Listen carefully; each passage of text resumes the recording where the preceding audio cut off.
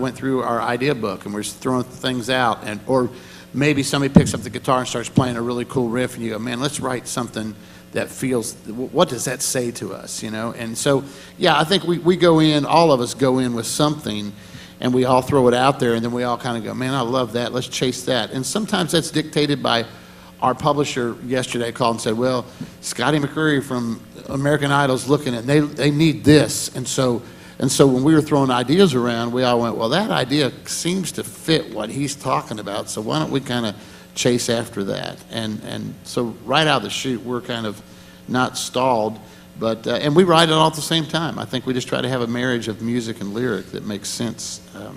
But to answer your question, lyrics first, music, I mean, there's no right or wrong way of doing it. Sometimes you have a great melody that you're walking around with for a year, and you go, I don't know where this fits, or what. You throw it out to co-writers, doesn't work, and then bam, this one time it does work. You know, so there's no, I mean, and then sometimes a co-writer will come in and they'll go, I have a whole verse and a chorus written out as far as a, you know, lyric, and you go, great, let's chase that. You know, so there's no right or wrong way of doing that. If you have a question, just keep your hand up while the other question's being answered, just so we can get to you while it's being answered. I have a question. I've had the privilege of writing a lot of co-writing in Nashville. I'm about to go to LA. Are there any words of wisdom you can give for that experience? Carrie?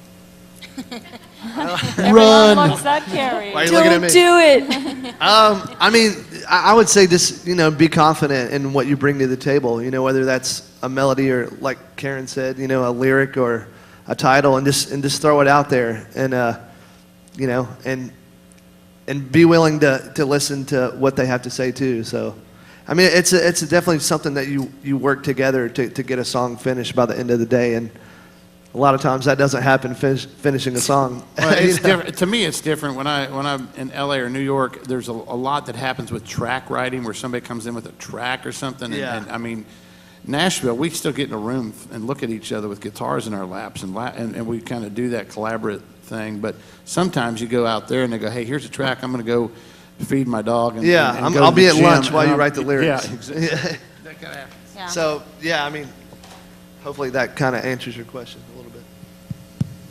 Hi, I'm Kevin Lane Bashirs from Springfield, Missouri. I wanted to know, it seems like that a lot of our writers here do both country and Christian, and I guess I wanted to know, is the Christian music industry strong enough to support writers that are really only doing Christian music? No.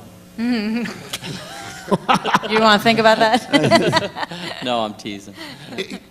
Go ahead. Well, I for 20 years, I've been signed to a Christian publishing company. Now, we also have tie-ins, obviously, with the country market, and I write across the board there.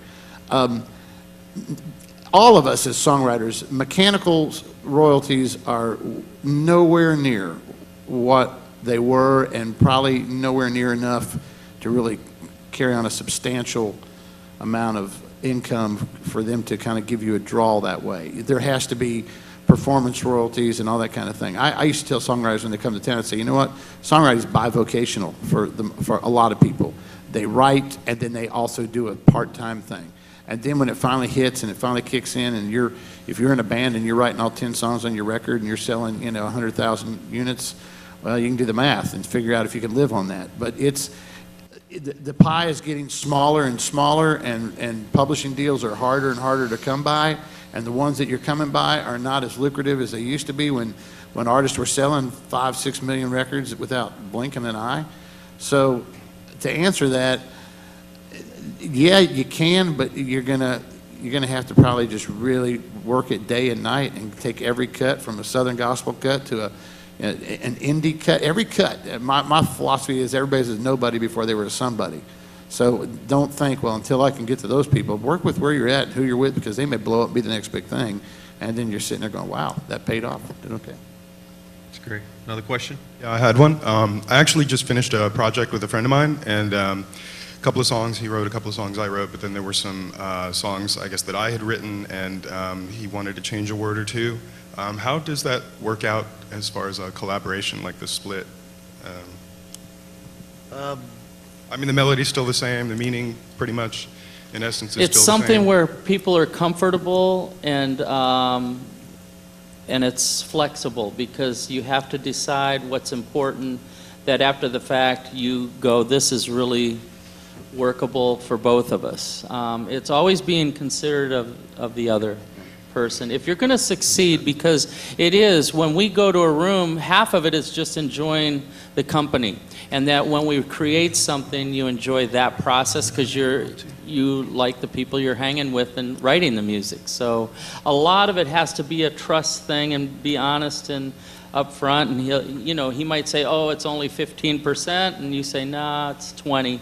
I want to, just always be fair, and I think, God will honor that. That's all the time we have, guys. This is amazing that you guys would come and hang out with us today. Thank you. I mean, the caliber that we have sitting up here on this stage is pretty cool. So make sure you look in your booklets, check out these guys' names, Google them, bother them all the time. Stalk us. And if they're hanging out, man, walk over and pick their brains. We could sit here today, could just be sitting with this panel, and it would be amazing. So please make them feel like you are grateful. Give these guys a hand. Thank you. Thank you all. Thank you.